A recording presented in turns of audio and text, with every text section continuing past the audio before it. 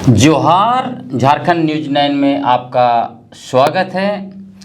आज से हम लोग एक विशेष संवाद शुरू कर रहे हैं युवाओं के साथ, झारखंड युवा संवाद। इस संवाद में आपको निरंतर झारखंड के आदिवासी और मूलवासी युवा विभिन्न मुद्दों पर अपना विचार विमर्श और अपना जो व्यूज है उसको आपके सामने रखेंगे ताकि झारखंड में एक बेहतरीन माहौल बन सके। मौजूदा वक्त में आप देखते होंगे कि झारखंड की फिजा में पूरा नफरत ही नफरत भरा पड़ा है। कभी सरना ईसाई, कभी डीलिस्टिंग और कभी रूढ़ी प्रथा परंपरा के नाम पर कहीं से भी वो फिजा में नफरत भरने की कोशिश की जा रही है। आज स्टूडियो में हमारे साथ दो खास युवा हैं। भाई आदित्य हमारे साथ है और आदिवासी समाज से प्रियंका एक्का हमारे साथ हैं। आप दोनों का इस संवाद में स्वागत है। हम सबसे पहले प्रियंका जी से शुरू करते हैं, क्योंकि प्रियंका जी अभी अपना कुछ व्यूज देना शुरू की है। आप लोगों ने देखा होगा कि उनका एक वीडियो वायरल हो रहा है जहाँ पे वो बहुत अनरेस दिख रही है, वो बेचैन है, वो अपना व्यूज देने का कोशिश कर रहे हैं कि लोग क्यों लड़ रहे हैं आपस में धर्म के नाम पर। तो हम उनसे संवाद करेंगे कि आपको अचानक से मुंह खोलना क्यों पड़ा, क्यों आपको लगा कि आप बोलने का वक्त आ गया है। देखिए, अभी बहुत दिन से लगभग 1 महीना से यही सुन रहे हैं कि अभी देखिए कुर्मी आदिवासी वाला जो था, बहुत ज़ोर से हम लोग आक्रोश रैली किए थे और उसके बाद तुरंत बाद अभी होता है कि सरना ईसाई वाला मुद्दा लेकर के यहाँ पे आदिवासी समाज में फूट डालने का कोशिश किया जा रहा है और लगातार है जो ईसाई समाज के ऊपर लगातार जो है आरोप लगाया जा रहा है और भी बहुत सारा बुरा भला बोला जा रहा है। तो ये सब सुन करके कहीं ना कहीं मेरे अंदर ये भावना आया कि सिर्फ एक समाज को लोग क्यों टारगेट कर रहे हैं, मतलब यहाँ पे सिर्फ एक समाज को गलत दिखाया जा रहा है।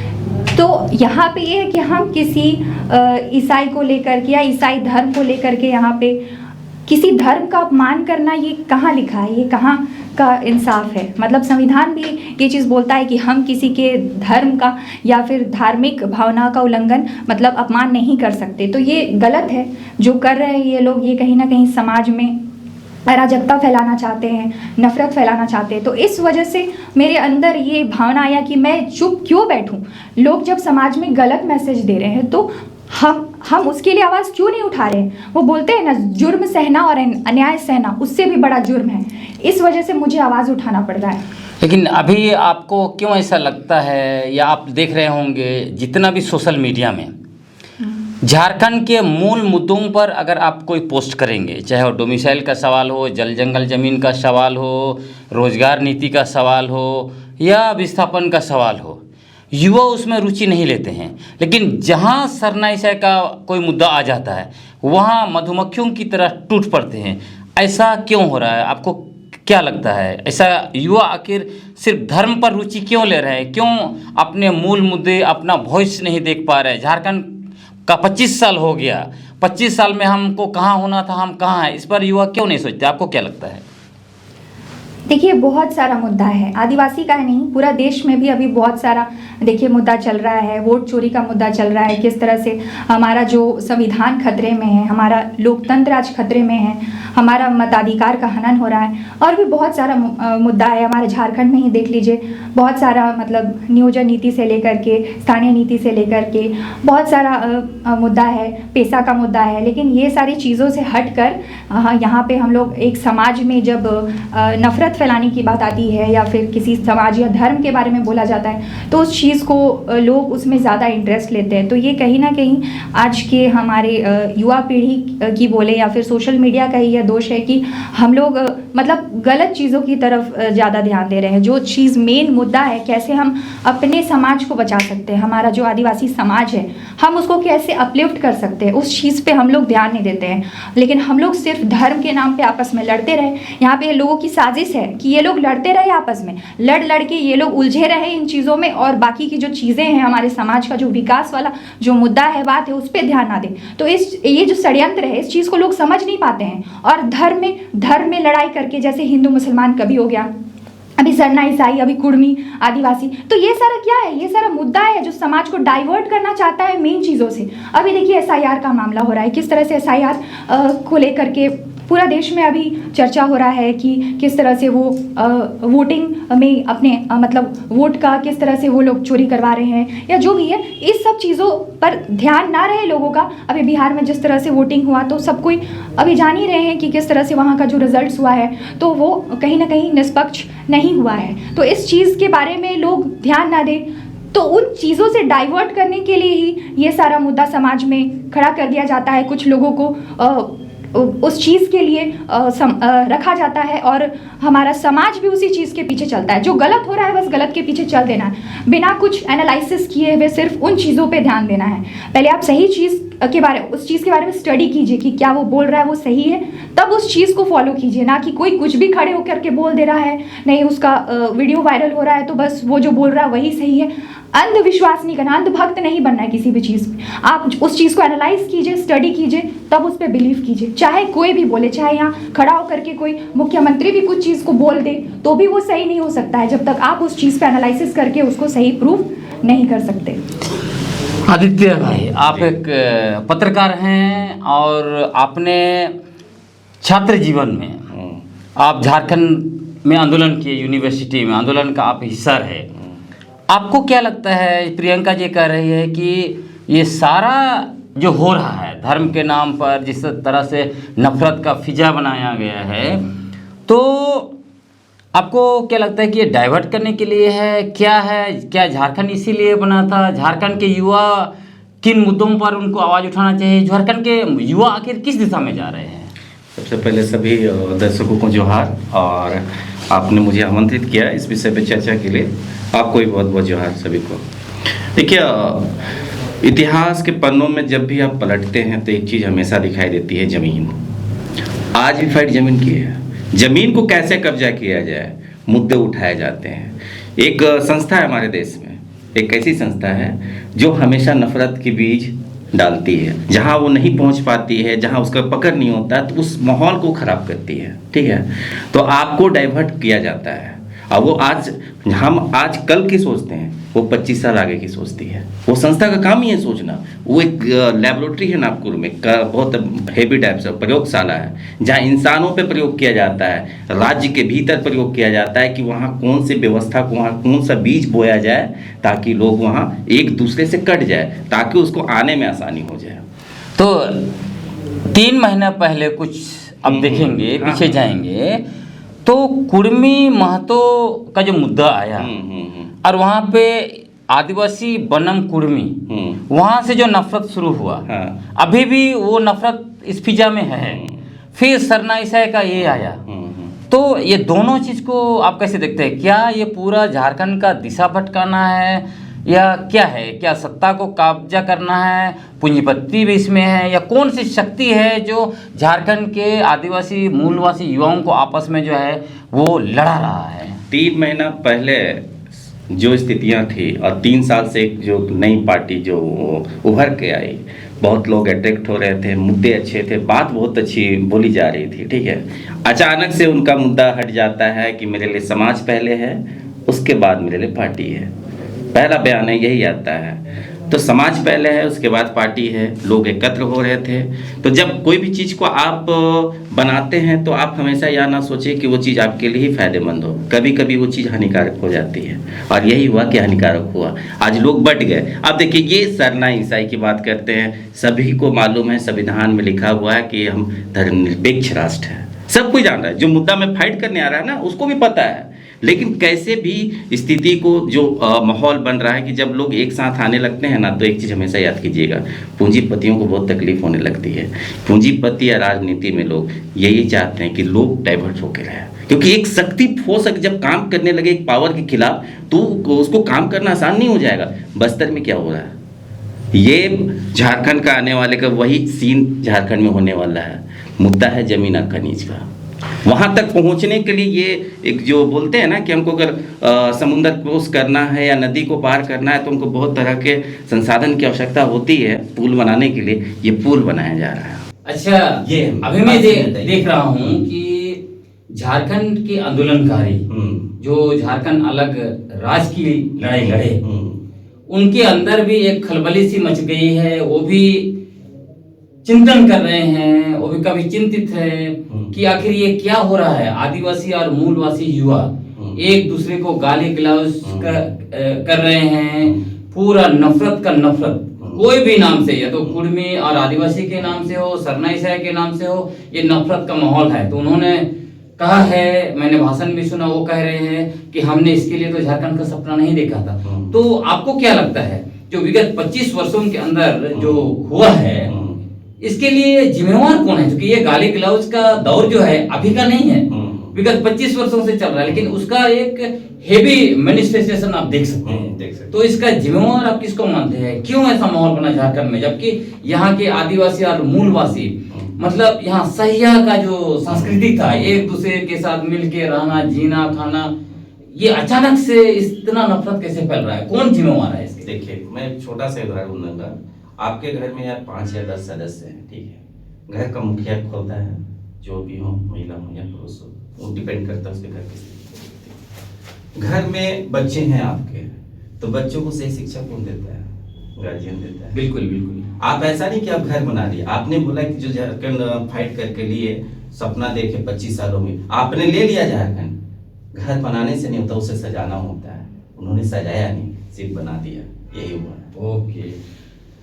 प्रियंका जी, आदित्य बोल रहे हैं कि जिन्होंने झारखंड की लड़ाई लड़ी, उन्होंने घर तो बना दिया, लेकिन घर में क्या होगा, कहाँ पे जो है कि अलमारी लगेगा, कहाँ पे बुक किताब लगाएंगे, कहाँ पे क्या रैक होगा, कैसे डिजाइन होगा, कुछ नहीं किया, खाली घर बनाकर छोड़ दिया। इसीलिए ये माहौल ऐसा बना, कह रहे हैं। आपका क्या विचार है? जो फिजा में जिस तरह से नफरत है, इसके लिए आप जिम्मेवार किनको मानते हैं? देखिए, राज्य तो मेन जो है वो हमारे मुख्यमंत्री के ऊपर है और राज्यपाल के ऊपर है उसका संचालन। और अभी देखिए, झारखंड में 25 सालों में जो 12-13 मुख्यमंत्री हुए, तो राजनीति में इस तरह से उथल पुथल, कभी सरकार हट जा रहा है, बाबूलाल मरांडी की सरकार भी 2-2.5 साल के बाद हट गई, तो इस तरह से सरकार जो है लगातार बदलती रही है। तो अभी 2014 से जो रघुवर सरकार थी या बीजेपी की सरकार थी, तो वहाँ भी बहुत सारी चीज़ें हम लोग देखे कि किस तरह से संशोधन किया गया है और जो भी कानूनों में संशोधन किया गया, तो कहीं ना कहीं आदिवासियों के अधिकारों का जो हनन करने का कोशिश किया जा रहा है, या जो भी लैंड बैंक बनाया गया है, तो भूमि अधिग्रहण कानून, ये सारा चीज़, तो कहीं ना कहीं जो है सरकार आदिवासियों के हित में काम नहीं कर रही है, तो उस चीज़ का काफ़ी विरोध भी हुआ है। तो उसके बाद फिर अभी हमारे हेमंत सोरेन, माननीय मुख्यमंत्री हेमंत सोरेन आए, उनके ऊपर भी अभी देखिएगा कि जो केंद्र की सरकार है उसके द्वारा ईडी लगाया जा रहा है। तो इस तरह से सरकार मतलब स्थिर जब होती नहीं है कि उसके ऊपर फिर केसेस लगा दिए जाते हैं। अभी वो भी फिलहाल जेल चले गए, फिर अभी चंपाई सोरेन जी आए, तो ऐसे करके जब प्रोग्रेस पे आने होता है तो उसी समय उसको अस्थिर कर दिया जाता है। तो ये ना कहीं ये षड्यंत्र है कि साजिश है कि एक तो केंद्र की सरकार है, वो अभी देखिए सपोर्ट नहीं कर रही है, यहाँ का जो भी रेवेन्यू है या फिर जो भी यहाँ का जो पैसा है वो नहीं दे रही है। अभी जो बच्चे हैं, अभी स्कॉलरशिप का पैसा उनको नहीं मिल रहा है। तो कहीं ना कहीं ये सिस्टम जो है वो पूरी तरह से बिगड़ते जा रहा है, क्योंकि सेंटर से हेल्प नहीं मिलेगा तो फिर स्टेट कैसे उस चीज़ को भरपाई करेगा ना। तो इस वजह से मुझे लगता है कि इस वजह से ही हमारा झारखंड जो है वो आज भी पीछे पिछड़ा है। तो जो आदित्य भाई ने जिस तरह इंगित किया कि वो शक्ति है जो हमें लड़ा रही है, तो और आप भी उसी तरह इंगित करें, तो क्या हम यह समझें कि केंद्र में जिनकी सरकार चल रही है, सीधे तौर पर हम कहते हैं कि नागपुर से जो शासन चल रहा है, आरएसएस जो शासन चला रहा है, क्या आप ये कहना चाहते हैं कि ये केंद्र में सरकार चला रहे हैं, ये जानबूझ के एक तरफ झारखंड सरकार को जो है कि सपोर्ट नहीं कर रहे हैं, 1,36,000 करोड़ बाकी है उसको नहीं दे रहे हैं स्कॉलरशिप, और दूसरे योजना में जो केंद्र सरकार का 40-60 का जो रेशियो है वो आर्थिक मदद नहीं कर रहे हैं, सरकार पर दबाव दे रहे हैं, आर्थिक रूप से कमजोर कर रहे हैं एक तो, दूसरी तरफ यहाँ लोगों को आपस में नफरत फैला रहे हैं, लड़ा रहे हैं, ताकि 2029 में शायद झारखंड की सत्ता उनके हाथ में आ जाए। क्या आप ये कहना चाहते हैं? जी ऐसे ही कुछ है, क्योंकि हमारे जो मुख्यमंत्री है वो आदिवासी मुख्यमंत्री हैं, और शुरू से ही देखिएगा कि आदिवासी शुरू से ही पिछड़ा रहा है, और आदिवासियों को जिस तरह से हालत है, बहुत सारे अधिकार है संविधान में, तो कहीं ना कहीं आदिवासियों के हित में काम करने वाला जो है वो सरकार उस तरह से नहीं है ना। जो पिछले विगत जो 2014 में जो सरकार थी, तो कहीं ना कहीं ये आदिवासियों का ही अधिकारों का हनन होता है, जो भी जमीन लूट हो रहा है या कुछ भी हो रहा है। तो इस वजह से मुझे यही लगता है कि तो अगला मैं ये जानना चाहूंगा आपसे कि आपके अनुसार झारखंड में युवाओं के मूल मुद्दे क्या हैं, या कहें ना सिर्फ युवा, पूरा झारखंड का आपको क्या लगता है? आपके अनुसार कौन कौन से ऐसे मूल मुद्दे हैं जिस पर युवाओं को फोकस करना चाहिए? ये नफरत की राजनीति या नफरत का जो फिजा जिसमें हम और भी हवा भरते जा रहे हैं नफरत को, उसको छोड़ के क्या क्या मुद्दा है आपके अनुसार? देखिए, पहला मुद्दा तो है कि हमारा जो आदिवासी जो पहचान है वो तभी बचेगा जब हम एक रहेंगे। अगर हम धर्म के नाम पर बढ़ते रहेंगे, कोई सरना करेगा, कोई ईसाई करेगा, कोई मुस्लिम करेगा, तो इस तरह से समाज तो टूट जाएगा। पहली बात, अगर हम लोग टूटते हैं, हमारा एकता टूटता है, तो हम लोग तो फिर ऐसे ही बिखर जाएंगे। एकता में मजबूती, एकता में ताकत है। तो पहली बात, हम लोग का जो आदिवासी, जो हम लोग का आदिवासी बहुल राज्य जो हम लोग का झारखंड है, वो एक एकता की वजह से, एकता का ही प्रतीक है कि हमें ये 5th शेड्यूल क्षेत्र मिला है, 5वीं अनुसूची का क्षेत्र मिला है। तो उस चीज को बनाए रखना है, और फालतू की अफवाहों में, जैसे सरना ईसाई जो लड़ाने का काम करे, उन सब चीज़ों में ध्यान नहीं देना। चाहे कोई भी खड़ा होकर के बोल दे कि अरे सर ईसाई आदिवासी नहीं है, तो जो भी है, इन सब चीज़ों पे ध्यान नहीं देना है। हम लोग सब आदिवासी हैं, हम लोग सब जनजाति से बिलोंग करते हैं, तो धर्म के नाम पे नहीं बढ़ना है। आदित्य, मैं आपके पास आता हूँ। आपके अनुसार क्या लगता है, ये 25 साल का झारखंड हो गया, यहाँ के युवाओं के लिए, आदिवासी और मूलवासी युवा जो हैं, या कहें झारखंड के लिए, कौन से 5-6 ऐसे मूल मुद्दे हैं जिस पे हमें फोकस करना चाहिए? अगर हमने ये फोकस नहीं किया तो जिस तरह से ये 25 साल निकल गए, अगला 25 साल भी निकल जाएगा। देखिए, ये सवाल बहुत अच्छा है, और मैं लगातार जब फील्ड में जाता हूँ, रिपोर्टिंग करता हूँ, बहुत चीज़ों को बहुत सामने से देखता हूँ, तो कभी कभी आपस में अपने आप में अफसोस लगता है कि जिस राज्य का निर्माण में कई लोग शहादत दिए हैं, जिसकी गिनती नहीं है। और दूसरी बात ये है कि जैसे ही झारखंड अलग हुआ, यहाँ धड़ल्ले से, जिसके लिए झारखंड जाना जाता है, जल जंगल जमीन के लिए हमारे महापुरुषों ने अपने बलिदान दिया, और उस जमीन को धड़ल्ले से उसके साथ छेड़छाड़ शुरू हो गया। लोगों को प्रलोभन दिया गया कि उन्हें पैसा दो, पैसा मिलेगा, लोग ट्रैक से भटकेंगे, शिक्षा से भाग जाएंगे। अभी देखिए युवा की स्थिति क्या है, जमीन को खाली डील करेगा, केटीएम खरीदेगा, DSLR खरीदेगा, इंस्टा में पोस्ट करेगा। क्या समाज, एक अच्छा समाज का निर्माण, सबसे मूल जो बेसिक होता है आधार, शिक्षा, नॉलेज। सिर्फ डिग्रियां ले लेने से कि चलो हम MA कर लिए, हम BA कर लिए, डिग्री से नहीं होता है। मैं आज भी बोलता हूँ, मैं क्वेश्चन मैंने प्रोफेसर से भी बोला था, मुझे बतलाइए साक्षर और शिक्षित में क्या फर्क है। हम साक्षर, हम शिक्षित नहीं है। शिक्षित अंबेडकर और जैसे लोगों को शिक्षित बोला जाता है, हमें साक्षर, क्योंकि मैं MA किया, मैं साक्षर, मैं शिक्षित नहीं हूँ। शिक्षित बनने के लिए तुम्हें साक्षर होना होगा। साक्षर के बाद जो स्टेप आता है, जब एक व्यक्तित्व का निर्माण होता है, एक समाज का खूबसूरत समाज का निर्माण होता है, जहाँ जाति धर्म से लोग ऊपर उठ जाते हैं, उन्हें शिक्षित बोला जाता है। मतलब आप ये कहना चाहते हैं कि हमारे जितने लोग हैं डिग्रीधारी हैं, उनमें जो है कि ज्ञान नहीं है, इसकी वजह से ये हालत हुई है। मैं स्कॉलर दिखा दूंगा, जो स्कॉलर लेते हैं ना गवर्नमेंट से, उनके साथ आप डिबेट करके देखिए, उनसे पूछिए कि झारखंड को बदलने के लिए आप 5 उपाय बतलाइए। 5 उपाय खाली पूछिए उससे, एक उपाय नहीं बतलाने पाएगा। मालूम क्या चलेगा, फलना यूनिवर्सिटी में लेक्चरर हैं और ये कर रहे हैं। मैं ऐसे उंगली, हाथ की उंगली में मैं गिना दूंगा। तो ये तो हालत है। मैं सहमत हूँ कि मैंने कई स्कॉलर लोगों को देखा है कि अधिकतर अपना पीएचडी सबमिट कर दिए, उतना ही, उसके बाद एक आर्टिकल तक नहीं लिख पाते ऐसे। लेकिन अभी भी मेरा सवाल आपसे है, जो आपने एक मुद्दा गिनाया और कुछ 4 मुद्दा गिनाए, कौन मूल मुद्दे पर फोकस करना चाहिए? मूल एक्चुअली होना चाहिए ना कि जब आप ग्रहण कर लेते हैं, फर्स्ट वन तो वो था। दूसरा ये था कि आपको जानकारी होनी चाहिए, हर फील्ड की जानकारी होनी चाहिए, सिर्फ एक क्लासेस या डिग्री की जानकारी नहीं। जब आप समाज में बैठते हैं और समाज का जब निर्माण करने जाते हैं, हर समाज के हर व्यक्ति विशेष के समाज का जो एक वातावरण होता है, उस वातावरण के साथ सबको सामूहिकता से लेकर चलना चाहिए, ये दूसरा। तीसरा ये है कि जब धर्म और जाति की जब लहर आती है किसी राज्य में, तो मेरे हिसाब से क्या आदिवासी क्या मूलवासी सबको एक स्टैंड पे आके उसको विरोध करना चाहिए, क्योंकि इस झारखंड को बनाने के लिए, झारखंड के निर्माण के लिए, इस झारखंड को पाने के लिए हजारों नहीं लाखों लोगों ने अपने बलिदान दिया है। ये खूबसूरत राज्य है, इसमें खूबसूरत लोग हैं, खनिज है, संपदा है, सब कुछ है। लेकिन देखिए उधर जिस राज्य के 1,36,000 करोड़ केंद्र सरकार नहीं दे रहा है, तो इसमें समझ में नहीं आता है कि ये तो मजाक का पात्र बना दिया है।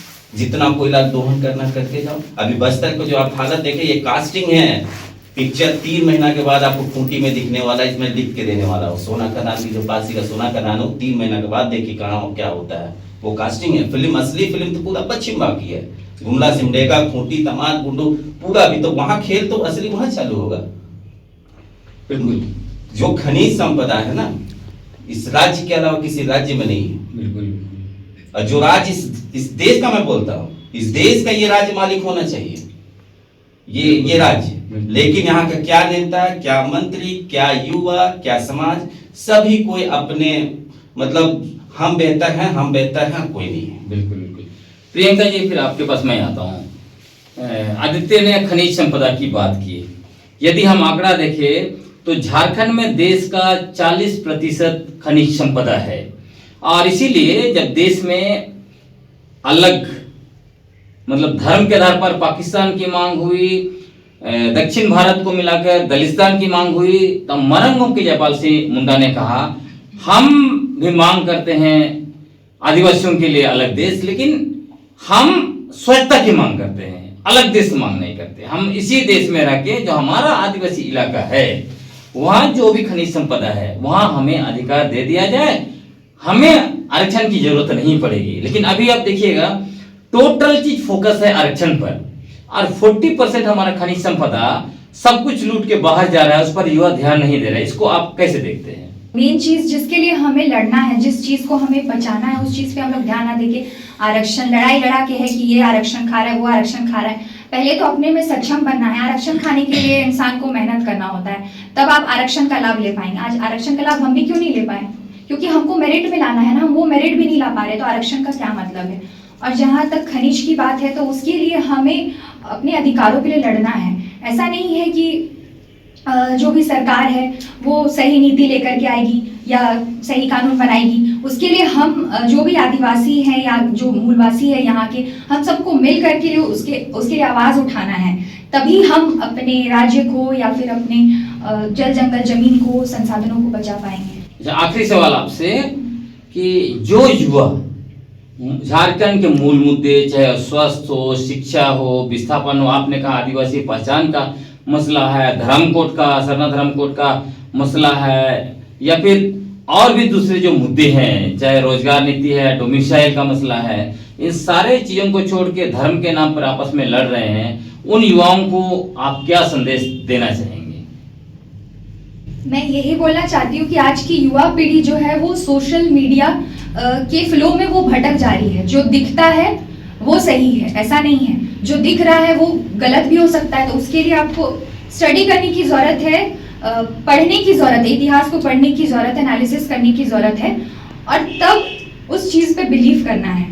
तो मैं यही बोलूँगी कि धर्म के नाम पे बंटना नहीं है, ये कुछ लोगों का षड्यंत्र है जो शुरू से ही नहीं चाहता। आदिवासी का हितैषी कोई नहीं है, आदिवासी का हित कोई नहीं चाहता है, इसलिए शुरू से ही आदिवासियों को तोड़ने का कोशिश किया गया है, लड़ाने का कोशिश किया गया है, और मेन यही टारगेट मुद्दा लेकर के आ जाता है, धर्म के नाम पे लड़ाओ, सरना ईसाई, कभी ये वो, कभी कुर्मी आदिवासी। तो इस चीज़ पे भटकना नहीं है, हम लोग को एकता बनाए रखना है, तभी हम लोग का जो है वो राज्य बचेगा और इस वजह से लड़ाई नहीं लड़ना है।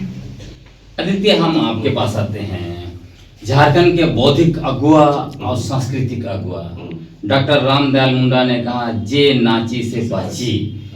आप सोचिए कि जो सहिया की संस्कृति जिस राज्य का मूल आधार रहा है, वहाँ नफरत की संस्कृति आ गया है, तो वहाँ ये जे नाची से बाची के द्वारा इसको आप कैसे बचाना चाहें? कैसे आप देखते हैं इसको, कैसे बचेंगे हम लोग? देखिए, आज जो डिजिटल का जो जमाना है, लोग बोलते हैं कि पुराने लोग, मैं आज भी बोलता हूँ, जो हमारे पुरखे हैं वो जितना समझदार थे उतने आज के युवा नहीं है।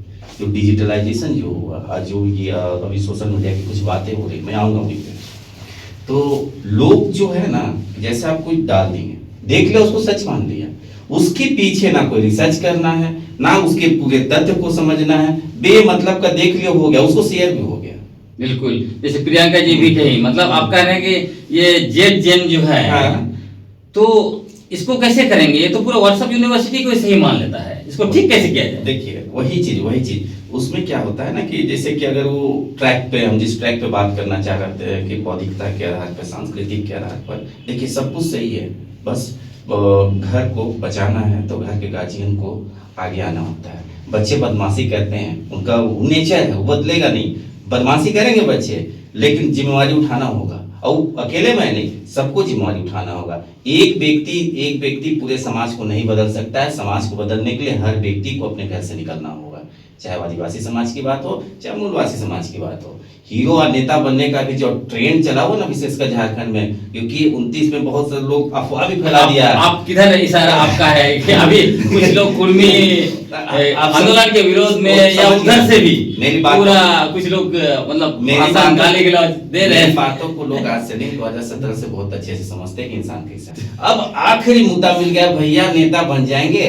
विधायक बनेंगे, एकदम हैप्पी टाइप से क्या करना, अपना समाज का जय जयकार करना। क्या मतलब आप ये कहना चाहते हैं कि गाली गलौज देके कुछ लोग विधायक बन रहे हैं, तो सबको लगता है कि गाली देके विधायक बन जाएंगे? ट्रेंड चला हुआ है ना झारखंड में, नया रील्स कितना बन रहा है, नहीं देखे आप? यहाँ कल्पना सोरेन तक को भाई लोग नहीं छूना, देखे आप? कल्पना सोरेन को कितना तक आदमी बोला गया, आप देखे होंगे, पिछले 2 साल का एक वीडियो देखे होंगे, जिनके बारे में बोल रहा हूँ आप समझ गए होंगे उनको क्या बोला गया था। उनके बारे में भी बोला, हेमंत सोरेन के बारे में बोला, आपके भी बारे में बहुत कुछ लोग बोले, इनके बारे में भी बोले, आज हम बोल रहे हैं, हमको भी बोलेंगे। तो देखिए, ये ट्रेंड है, लेकिन इन ट्रेंड पे हमें नहीं फंसना है। मेरा कहना है कि जो राज्य की पहचान सांस्कृतिक है, खूबसूरत सा ये राज्य का स्लोगन है, जे नाची से बाची, हमारे डॉक्टर रामदयाल मुंडा जी ने बोल के गया, ऐसे नहीं, उनका एक किताब, पुस्तक है, आदि धर्म करके, ठीक है? उस पुस्तक में उन्होंने जब उस पुस्तक को आप रीड कीजिएगा, तो उसके बाद जब उसका एनालिसिस अब निकलता है, निष्कर्ष उस पुस्तक का यही कहना है कि हमें अपनी संस्कृति के साथ साथ अपने समाज के साथ, और जो इस राज्य में रहने वाले हैं, जो आपने सहिया वाला जो उदाहरण दिया, उसको कैसे एक मिशन करके एक सूत्र में बांध के लेके चलना, और वो पुस्तक हर किसी को रीड करनी चाहिए। बिल्कुल। तो आखिरी सवाल मेरा यह रहेगा कि जो युवा इधर उधर भटक रहे हैं, आपने कहा कि गाली दे के नेता बने का फैशन, तो इन सारे युवाओं को, और ये जो नफरत बांट रहे सारे युवाओं को आप क्या संदेश देना चाहेंगे? कैसे ये लोग झारखंड के मुद्दे को सामने लाएंगे? किस दिशा में उनको जाना चाहिए? क्या आपका संदेश रहेगा? मेरे हिसाब से तो मैं आप सभी से इतना ही बोलूंगा कि जीवन में एक बार दिन भर 24 घंटा में 10 मिनट अपने लिए आप समय दे दीजिए, और एक बार मंथन कीजिए क्या आप क्या कर रहे हैं, आप क्या पाओगे या क्या नहीं पाओगे। इस दुनिया में कोई कुछ नहीं लेके जाएगा, बस आप अपने आप के लिए 10 से 15 मिनट समय दीजिए। और देखिए, मेरे बोलने से क्या आप सुधर जाओ, तो आप कभी सुधरने वाले नहीं हैं। मेरे बोलने से दुनिया बदल जाए, ये होने वाला नहीं है। बदलाव व्यक्ति खुद से होता है, प्रकृति का जो नियम हो तो परिवर्तन होगा ही। आप नहीं बदलोगे, हो सके नेक्स्ट जनरेशन आपको बदल दे, ये भी होता है ना। हम जब नहीं बदल पाते तो हमें भी कोई बदल देता है। तो इसलिए कभी अपनी जवानी पे, अपनी उम्र पे, अपने जो माहौल पे कभी गर्व किसी को नहीं होना चाहिए। ये सोचना चाहिए कि समतुल्य बना के आपसी सद्भावना के साथ एक सुंदर राज्य को हम कैसे ले जाएं, शिक्षा के स्तर को कैसे आगे ले जाएं, रोजगार के अवसर को हम किस तरह से सभी के समान एक समान सबको रोजगार मिले, स्वास्थ्य अच्छा हो, चर्चा इस पे होनी चाहिए। बहुत बेहतरीन। तो आपने सुना दोनों युवाओं को आपके सामने संवाद का पहला एपिसोड में लाया, क्योंकि झारखंड बना है, झारखंड के निर्माण में, झारखंड के आदिवासी और मूलवासी दोनों का ही बराबर योगदान है।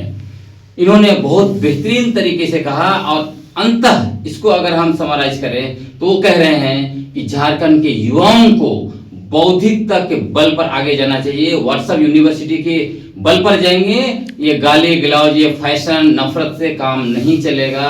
तो साथियों, यह संवाद जारी रहेगा। आने वाले समय में भी आप ऐसे ही बेहतरीन युवाओं को इस संवाद में आप देखेंगे, सुनेंगे। आदित्य, आपको बहुत बहुत धन्यवाद। प्रियंका जी, आपको भी बहुत बहुत धन्यवाद। और आप सबों को देखने के लिए बहुत बहुत धन्यवाद। झारखंड न्यूज 9 में जुड़िए। आप आने वाले समय में बेहतर झारखंड का निर्माण की ओर हम लोग आगे बढ़ेंगे। बहुत बहुत धन्यवाद। जोहार।